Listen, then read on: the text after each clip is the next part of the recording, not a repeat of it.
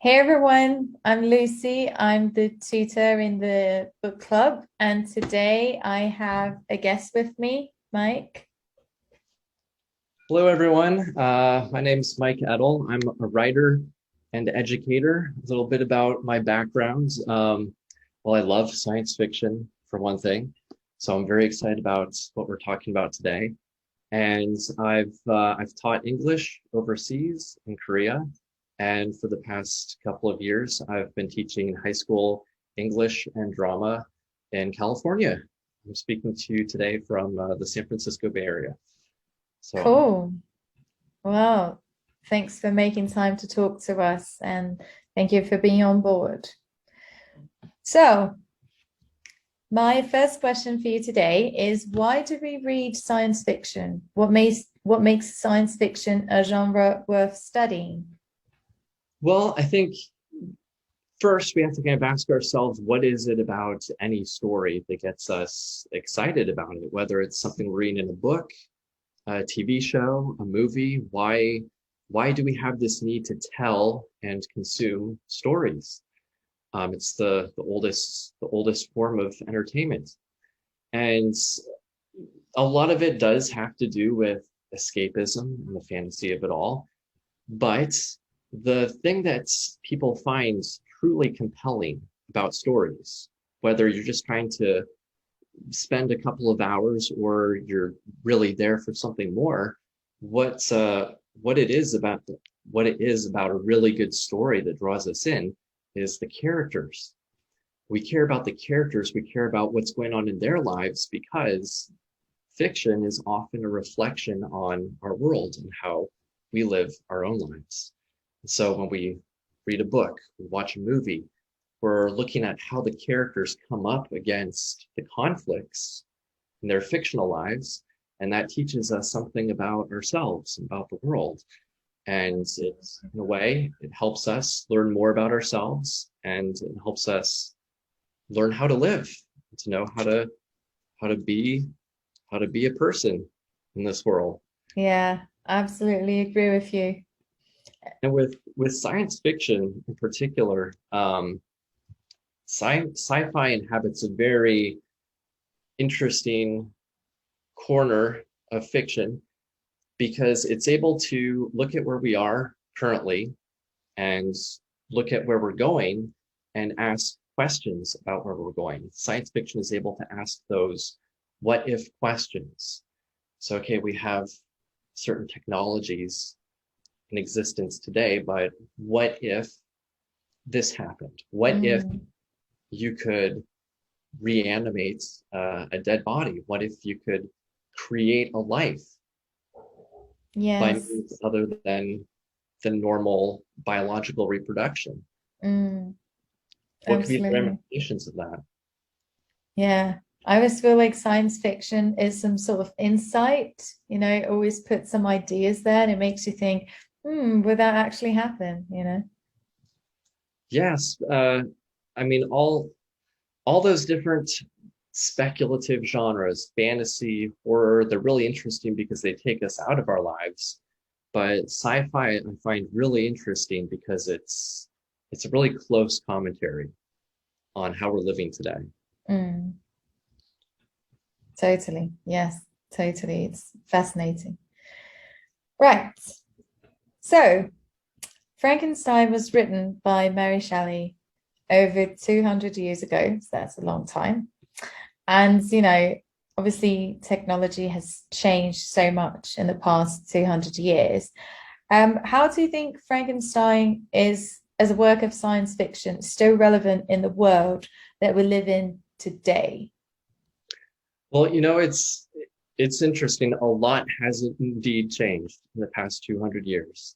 I mean, you just look at how far we've come in the past 20 years, and we're living in a completely different world today than we were before. Mm, So technology is always, it's constantly rapidly changing.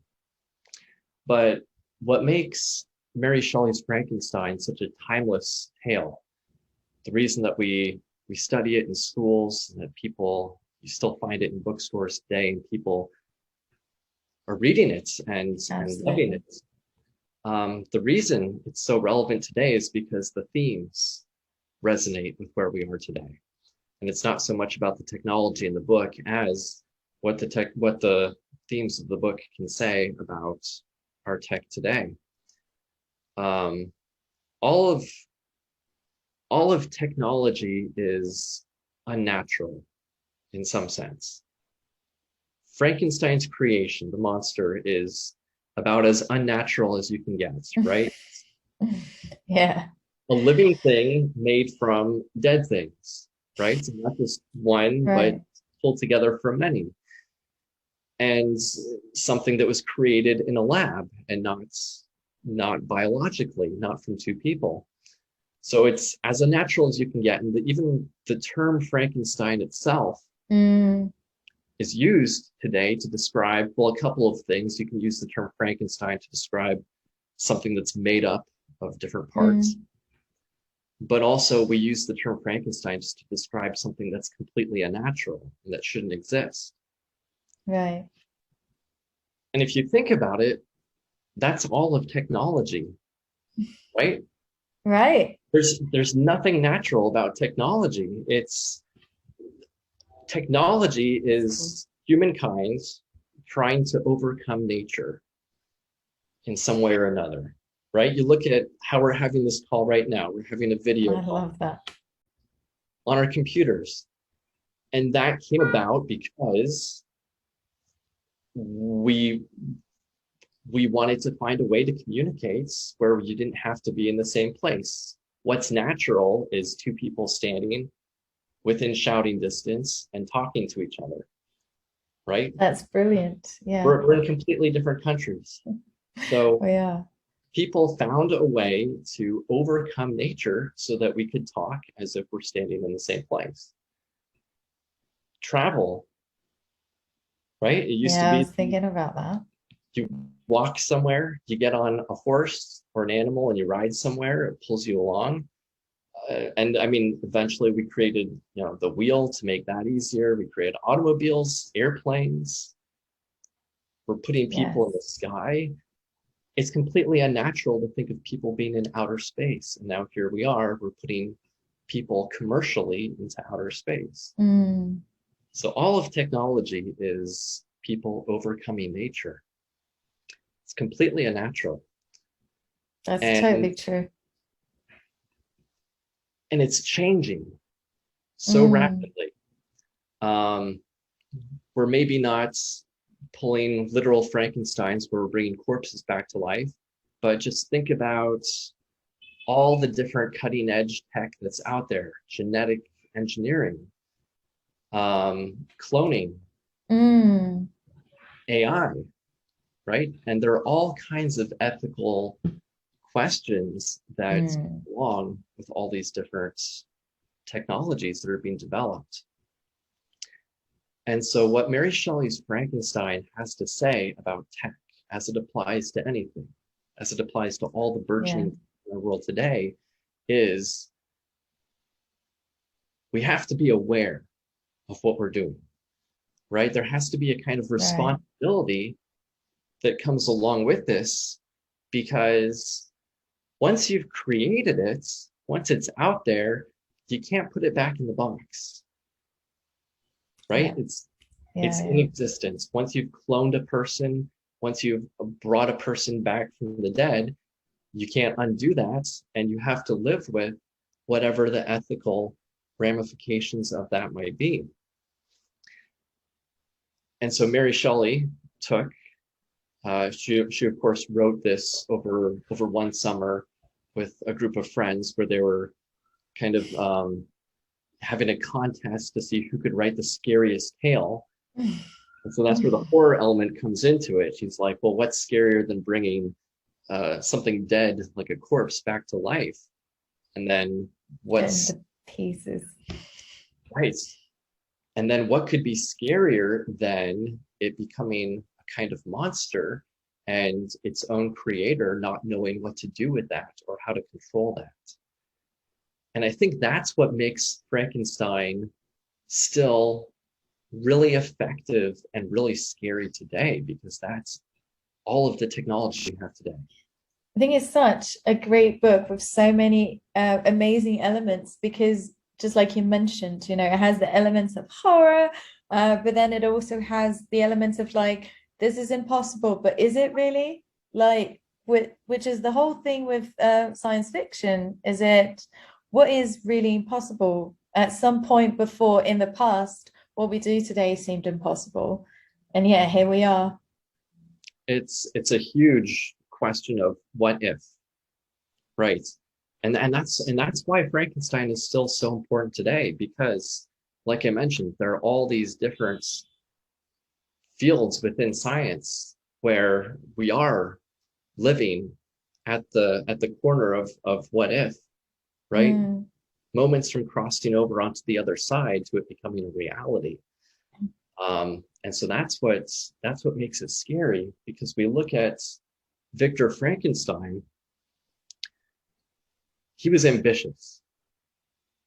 He had the drive, and he went for it, and he did it, but he didn't think about what was going to happen once once he would have done it. He just had the ambition and did it. And so once it's out there in the world, he has to deal with it now. And what we see in the book is Victor Frankenstein, not dealing with the consequences of his mm. creation. And it absolutely opens up so many other questions. Like, once he's created the technology, does it even matter that he's the one who created Frankenstein or not?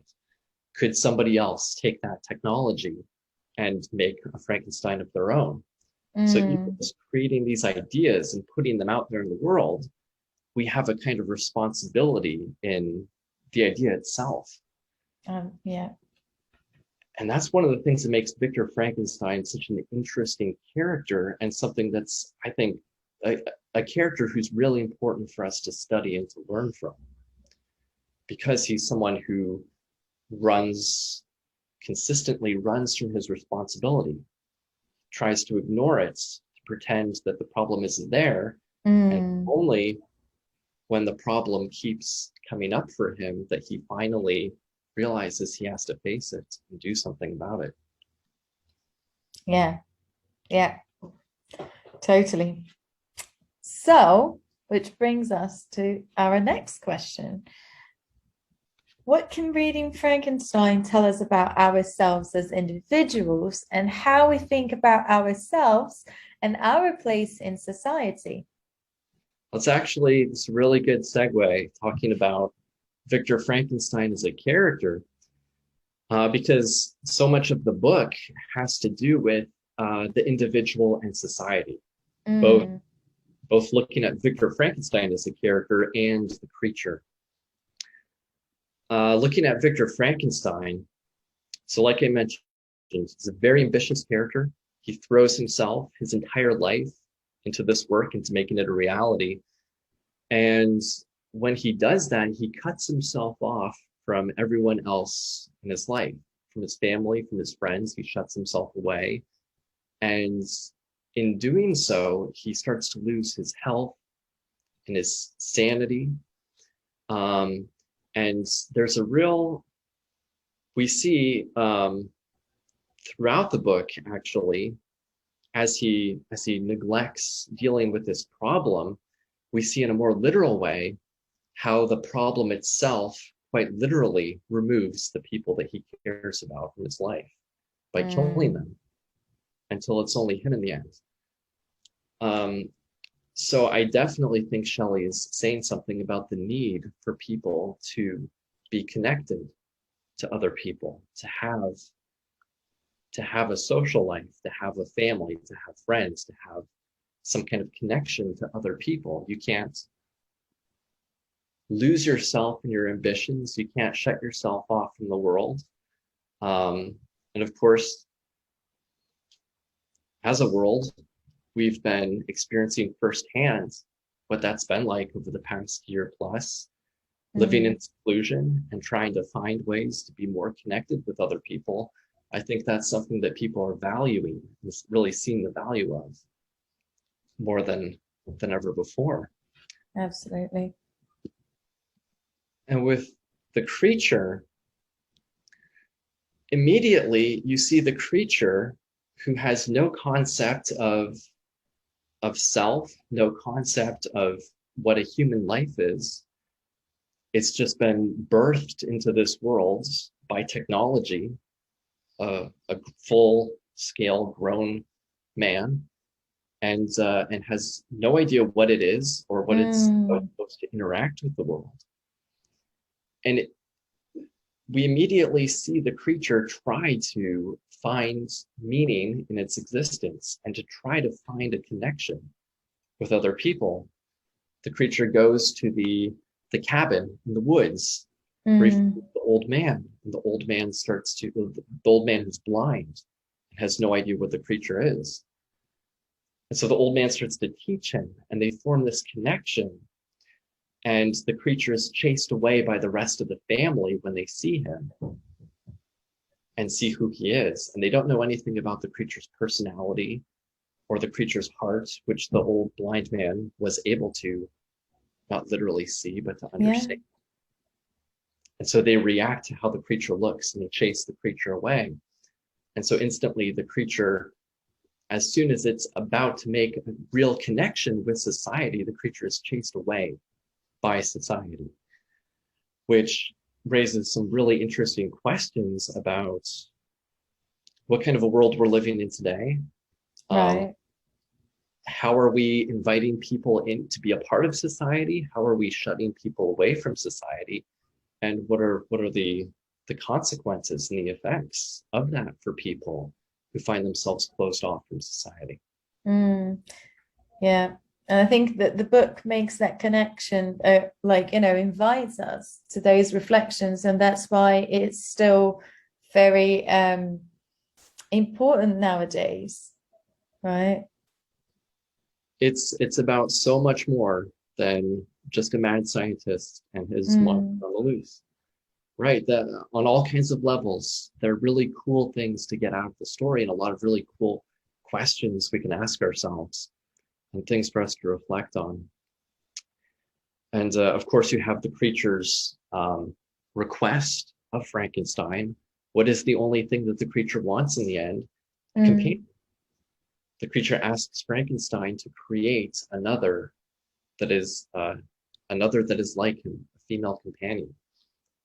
And Frankenstein, of course, is up against, kind of going back to the topic of technology and responsibility. Yeah. Frankenstein is up against another quandary there. And this is another part of the book where I think a lot of really good discussion can come about. Because what would you do if you were Frankenstein in that situation? Right. Do you create another monster? Do you not give the monster a companion and leave it to fend for itself? What is the responsible thing to do? Ethics and needs. It's not an easy question to answer, and those are the best kinds of questions that literature, isn't it? The ones that are not easy to answer. I think that's the beauty of a book club as well. It's just, exchanging opinions and talking about these topics and just being able to discuss it with other people and. Yeah.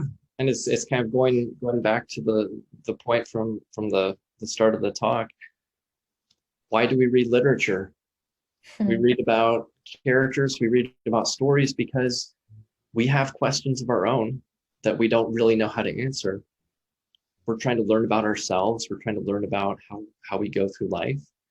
And stories, classic stories like Frankenstein, are full of those questions and those talking points. And that ultimately is what makes Frankenstein a really worthwhile book to read. Because it puts those questions to us, and it makes us ask and discuss and learn from others who are reading it too. The really hard and really interesting questions. Absolutely. Absolutely. I think you're definitely right about that. And that's definitely also one of the reasons why I love reading. So it's a fascinating story. Lots to be gotten out of it on a number of levels. true that. All right. So, Mike, thank you so much for taking the time to talk with me today. And Thank you for having me.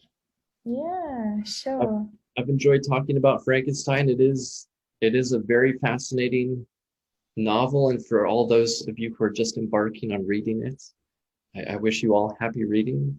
I'm sure you're going to have a wonderful time. Yes, I'm sure of that too. All right. So I will see you soon. Thank you, everyone, for listening. Bye.